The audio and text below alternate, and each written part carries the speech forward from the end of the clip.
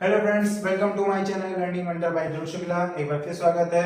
Some problem होने के कारण मैं कुछ दिन वीडियो अपलोड नहीं कर पाया। देन देखिए, लास्ट वीडियो में मैंने आपसे कहा था कि अब जो डिकम्पोजिशन और सब्स्टिट्यूशन रिएक्शन है आएगी, उसमें आपको पढ़ने से पहले एक सीरीज बताई जाएगी। उस सीरीज को तैयार होने के बाद, मतलब कि उस सीरीज को आपको आने के बाद जो डिकम्पोजिशन एंड सब्स्टिट्यूशन रिएक्शन है वो बहुत ही आसान लगेगी। ठीक है, तो उस रिएक्शन को जानने से पहले हम एक सीरीज को पढ़ेंगे। आपको दिख भी रहा होगा अपनी स्क्रीन पर मेरे पीछे। ठीक है, सीरीज लिखी है। उस सीरीज को आपको जानना है। उस सीरीज के माध्यम से ही आपको रिएक्शन सॉल्व करनी है। ठीक है, और इस वीडियो में एक जरूरी इंफॉर्मेशन मिलेगी। जो बच्चे 9th के या 10th के या 11th के या 12th के हैं, वो पूरी क्लास यदि लेना चाहते हैं तो हम आपकी स्क्रीन पे एक नंबर आएगा। ठीक है, उस पर आप कांटेक्ट कीजिएगा। आपको स्पेशल क्लासेस दी जाएंगी। ठीक है, बोर्ड के बच्चों के लिए खास तौर पे ये सूचना दी जा रही है, क्योंकि गवर्नमेंट के थ्रू आपको 30% कोर्स की माफ किया गया है। ठीक है, फ्री किया गया है। लेकिन जो 70% कोर्स है, उस 70% कोर्स में आपको एनसीईआरटी पैटर्न भी आना चाहिए। ठीक है, उस एनसीईआरटी पैटर्न पे आपको तैयार करने के लिए केवल 5 मंथ है। फरवरी या मार्च में होने हैं, लेकिन आप 5 मंथ ही मान के इसको चलिए। ठीक है, तो उस 5 मंथ में आपको अपना कंप्लीट कोर्स करना है। कंप्लीट कोर्स करना है तथा उसके नोट्स भी बनाने हैं। ठीक है, तो आप यदि उस क्लास को लेना चाहते हैं तो आपके स्क्रीन पे एक नंबर आएगा। उस नंबर पे आप कांटेक्ट कीजिए। ठीक है, आपको सूचना पूरी दी जाएगी कि आपको नोट्स कैसे अवेलेबल करानी है, आपको क्लासेस कैसे दी जाएंगी। ठीक है, तो आप जरूर उस नंबर पे कांटेक्ट कीजिएगा। और जो हम लोग वीडियो अपलोड करते जा रहे हैं वो मैं इस तरह अपलोड करता जाऊंगा, तो आप इस पे भी आप तैयारी कर सकते हैं। और कहीं भी यदि वीडियो में प्रॉब्लम हो, किसी भी जगह वीडियो में प्रॉब्लम हो या किसी कंटेंट में प्रॉब्लम हो, तो आप मुझे पर्सनली इंस्टाग्राम पे फॉलो कीजिएगा। वहां पे आप मैसेज कर सकते हैं या यहीं पे आप कमेंट करके उसको मेंशन कर सकते हैं। स्टैंडर्ड रिडक्शन पोटेंशियल सीरीज क्या होता है? ये स्टैंडर्ड रिडक्शन पोटेंशियल सीरीज, जिसे हिंदी में कहा जाता है मानक अपचयन विभव श्रेणी, इसे डिनोट किया जाता है ई नॉट से। ठीक है, किससे डिनोट किया जाता है? ई नॉट से। ये सीरीज को तैयार करने के लिए हम आपको एक कोड वर्ड बताएंगे। उस कोड वर्ड के थ्रू आपको सीरीज तैयार करनी है। ठीक, इस कोड जो आपकी ये सीरीज है, इस सीरीज को बताने के लिए हम एक कोड वर्ड बताएंगे, तो उस कोड वर्ड के थ्रू आप इसको तैयार कर सकते हैं। तो बताएं, पहला कोड वर्ड क्या है? लिया के काना मांगे एल्यूमिनियम जिंक। लिया के काना मांगे एल्यूमिनियम जिंक। लिया से मतलब एलआई, ठीक, के से मतलब के, काना से मतलब एम ए, मांगे से मतलब एम जी, एल्यूमिनियम से मतलब ए एल, और जिंक से मतलब जेड एन होता है। जिंक से मतलब क्या होता है? Z N. ठीक है,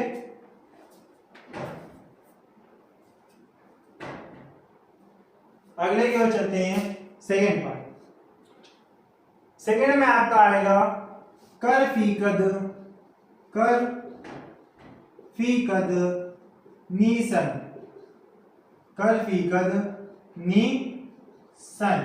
कर से मतलब सी आर, फी से मतलब एफ ई, कद से मतलब सी डी, नी से मतलब एन ई, सन से मतलब एस एन। थर्ड आएगा आपका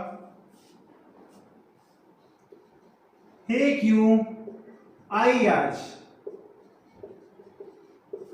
हे से मतलब एच, क्यू से मतलब सी यू, आई से मतलब आई, और आर से मतलब ए जी। फोर्थ लास्ट ब्रेड कल। ठीक, पारा ब्रेड कल सोना। फिर पारा से मतलब होता है एच जी, ब्रेड से मतलब होता है बी आर, कल का मतलब होता है सी एल, सोना का मतलब होता है ए यू गोल्ड, और फिर का मतलब होता है एफ। पी का मतलब क्या होता है, F मतलब फ्लोरीन, ठीक है। तो ये अब आप सोच रहे होंगे कि इस सीरीज का उस रिएक्शन से क्या रिलेशन है। इस सीरीज मतलब स्टैंडर्ड रिएक्शन पोटेंशियल सीरीज का डीकंपोजिशन या सब्स्टिट्यूशन रिएक्शन से क्या रिलेशन है, ठीक बता रहे, सबर करो बता रहे। ये आगे समझ में, जिसको स्क्रीनशॉट लेना ले लीजिए जल्दी से।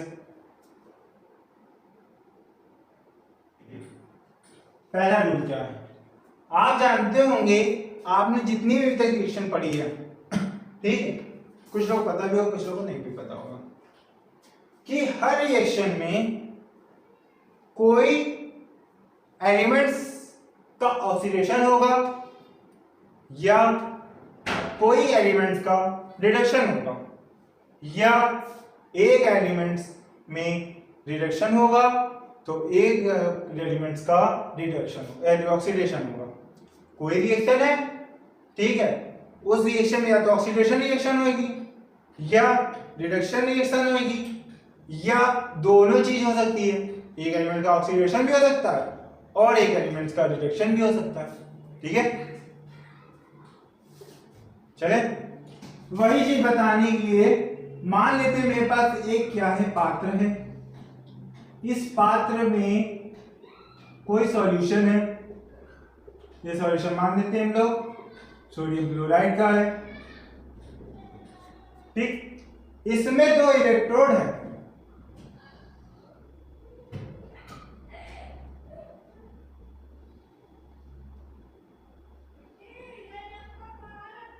ठीक है, 2 इलेक्ट्रोड है।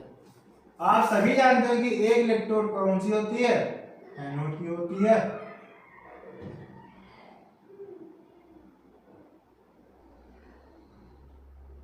और एक इलेक्ट्रोड जो होती है कैथोड होती है। मान लेते हैं ये एनोड है और ये मान लेते हैं कैथोड है, ठीक है। हमने 2 एलिमेंट्स लिए, जिंक एंड क्लोरीन। अब हमें ये पता लगाना है कि कौन एलिमेंट एनोड में जाएगा, कौन एलिमेंट कैथोड की हो जाएगा, मतलब कौन एलिमेंट एनोड की ओर आकर्षित होगा और कौन एलिमेंट कैथोड की ओर आकर्षित होगा, ठीक। आप देख रहे होंगे ये माइनस और प्लस का लफड़ा है कुछ, तो समझते हैं क्या है। सीरीज में ऊपर से नीचे जाते जाते मानक अपचयन विभव का मान बढ़ता है। माइनस का मतलब जो एलिमेंट्स ऊपर है उसका मानक अपचयन विभव कम होगा, जो एलिमेंट्स नीचे है उनका मानक अपचयन विभव ज्यादा होगा, ठीक है। मतलब ऊपर एलिमेंट्स का मानक अपचयन विभव ज्यादा है। जैसे मान लेते हैं लिथियम और कैल्शियम है, तो लिथियम का मानक अपचयन विभव कम होगा, किससे, कैल्शियम से कम होगा। किससे कम होगा, कैल्शियम। क्यों कम होगा, क्योंकि लिथियम जो है कैल्शियम से ऊपर है, इसलिए मानक अपचयन विभव लिथियम का कम और कैल्शियम का ज्यादा होगा, ठीक है।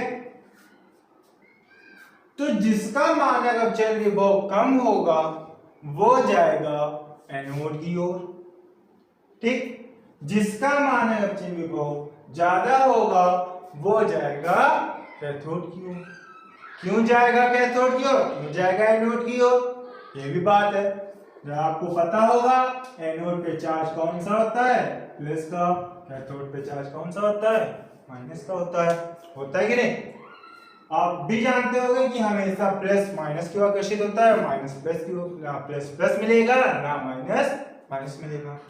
तो जब जिंक धातु क्लोरीन से ऊपर है, मतलब मानक अपचयन विभव क्लोरीन का जिंक से क्या होगा, मानक अपचयन विभव क्लोरीन का जिंक से ज्यादा होगा कि नहीं होगा।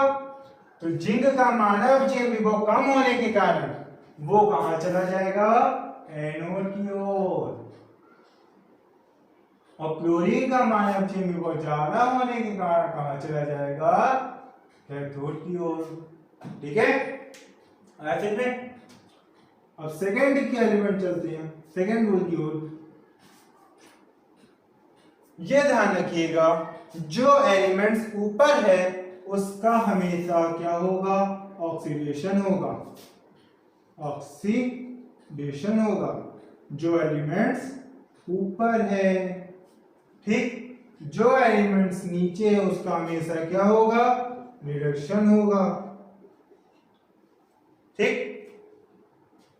तीसरा नंबर, जिसका ऑक्सीडेशन हो रहा है वो एलिमेंट्स क्या कहलाएगा, रिड्यूसिंग एजेंट। क्या कहलाएगा, रिड्यूसिंग एजेंट, ठीक। जो एलिमेंट्स का रिडक्शन हो रहा है वो एलिमेंट्स क्या कहलाएगा, ऑक्सीडाइजिंग रिएजेंट, ठीक। रिड्यूसिंग का मतलब होता है अपचायक, ऑक्सीडाइजिंग का मतलब होता है ऑक्सीकारक, ठीक है। लास्ट रूल क्या है, सीरीज में जो मेटल ऊपर होगा, मेटल की बात कर रहे हैं, ठीक, सीरीज में जो भी मेटल ऊपर होगा उसका मानक अपचय विभव ज्यादा होगा। हमने क्या बोला, मेटल में जो ऊपर है उसका मानक अपचय विभव ज्यादा होगा, जो नीचे है उसका मानक अपचय विभव कम होगा। किसमें, मेटल की बात कर रहे हैं, इसका जस्ट अपोजिट क्या हो जाएगा, नॉन मेटल में। नॉन मेटल में जो ऊपर है उसका मानक अपचय विभव कम और जो नीचे है उसका मानक अपचय विभव ज्यादा होगा, ठीक है। आयतन में पक्का, ठीक। रिएक्शन तो बहुत सरल, केवल सीरीज को ही समझना था, वो भी आयत थी, आपने समझ लिया, ठीक। चलते हैं सीरीज में, एग्जांपल लेते हैं। मान लेते हैं अगर कोई रिएक्शन है, Fe की क्रिया कॉपर सल्फेट से कराने पर कोई रिएक्शन मिल रहा है हमें FeSO4 प्लस Cu। Fe आप जानते होंगे क्या होता है, सॉलिड, कॉपर सल्फेट विलयन मतलब एक्वस, फेरस सल्फेट एक्वस है, कॉपर धातु है मतलब कि सॉलिड। अब इस रिएक्शन को गौर से देखिए, मेरे पास सॉलिड मतलब कि मेटल है और एक्वस है CuSO4, ठीक है। कोई विलयन है एक्वस, कोई एक्वस है, उस एक्वस में मेटल भी है, ठीक है। तो ये आयरन ने कॉपर को क्यों अलग किया, क्यों, कॉपर तो जुड़ा ही था, कॉपर भी मेटल था, आयरन भी मेटल है, तो क्यों अलग किया, कॉपर ने Cu को क्यों हटा दिया, क्यों भगा दिया, देखते हैं। क्योंकि आयरन ने कॉपर को इसलिए हटाया, आयरन ने कॉपर को इसलिए भगाया क्योंकि आयरन का जो मानक अपचय विभव है कॉपर के मानक अपचय विभव से क्या है, ज्यादा है। अब आप कहोगे सर आप तो कहते ऊपर से नीचे जाते वक्त बढ़ता है, ध्यान से सुनना, हमने लास्ट रूल क्या बताया था, मेटल में ऊपर से नीचे जाते वक्त मानक अपचय विभव जो होगा वो कम होता है। तो मतलब क्या हुआ, आयरन जो है मेटल है, कॉपर भी मेटल है, आयरन का जो मानक अपचय विभव होगा वो ज्यादा होगा, किससे, कॉपर से ज्यादा होगा, किससे ज्यादा होगा, कॉपर से ज्यादा होगा। इसलिए आयरन ने भगा दिया किसको, कॉपर को, खुद आके एक्वस में जुड़ गया, ठीक। अब मान लेते यही रिएक्शन हमें ऐसे दी हो, कैसे, FeSO4 एक्वस है, उसकी क्रिया हमें Cu से करानी है, तो क्या अब दिमाग लगे, क्या Cu Fe को हटा सकता है, Cu भी तो धातु है, सॉलिड है। Fe भी तो धातु है, हटा सकता है? नहीं हटा सकता। क्यों नहीं हटा सकता? क्योंकि आयरन का जो मानर चेन वो है वो ज्यादा है किसकी अपेक्षा? कॉपर की अपेक्षा। तो हमेशा ध्यान रखिए जो शक्तिशाली होता है वही तो जीतता है, होता है कि नहीं होता? कॉपर का मानव चेन वो कम होने के कारण, कम शक्तिशाली होने के कारण आयरन को प्रतिस्थापित नहीं कर सकता। इसलिए अगर कोई रिएक्शन मिल जाए तो आप लिख दोगे नो रिएक्शन। अच्छा सेकंड बताइए अब क्या होगा। मान लेते हैं मेरे पास पीबी दिया है, इसकी क्रिया CuCl2 से करानी है तो क्या मिलेगा? पीबी क्रिया CuCl2 से करानी है। पी धातु है, पीबी धातु है और कॉपर भी धातु है। हमने क्या बताया? जो मेटल ऊपर होगा वो कम वाले को, श्रम मानक चेन वाले को हटा देगा। मतलब क्या है? कॉपर जो है वो नीचे है। किससे नीचे है?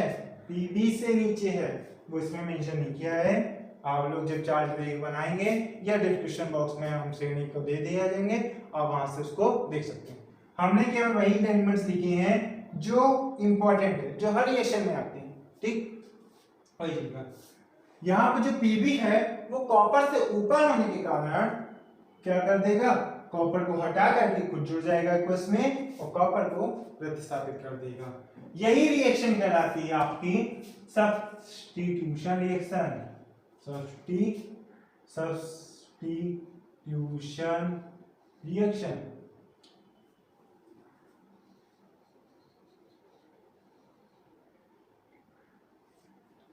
ठीक है, क्या कहलाती है? सब्स्टिट्यूशन रिएक्शन कहलाती है।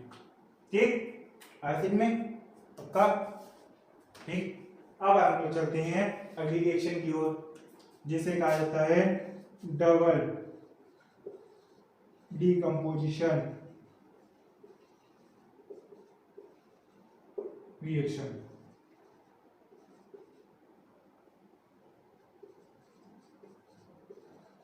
Double decomposition reaction. ठीक, देख लीजिए एक बार, पूछना हो तो पूछ लीजिए, कहीं कंफ्यूजन हो। ठीक है,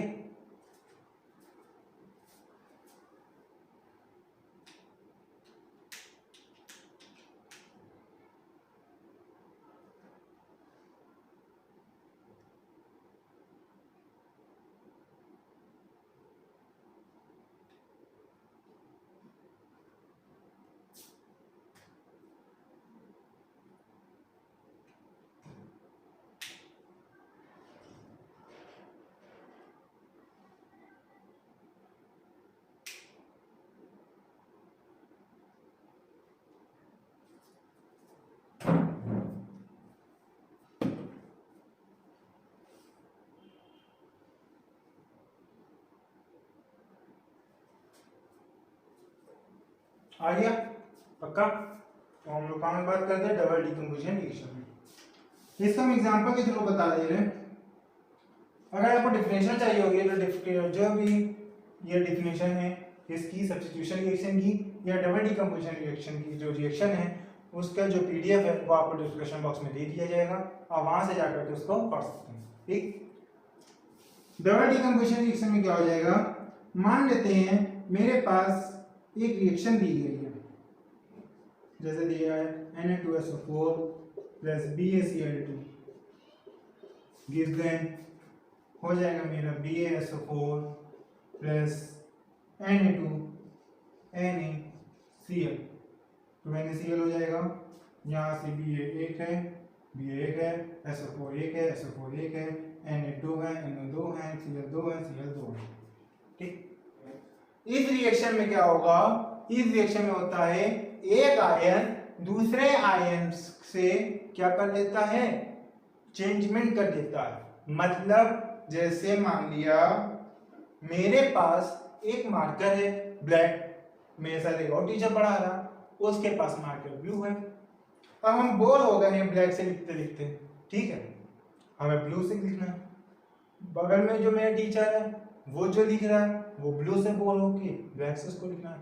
तो हम लोग क्या करेंगे? आपस में चेंजमेंट कर लेंगे, इससे काम भी बन जाएगा और हम लोगों को अच्छा भी लगेगा।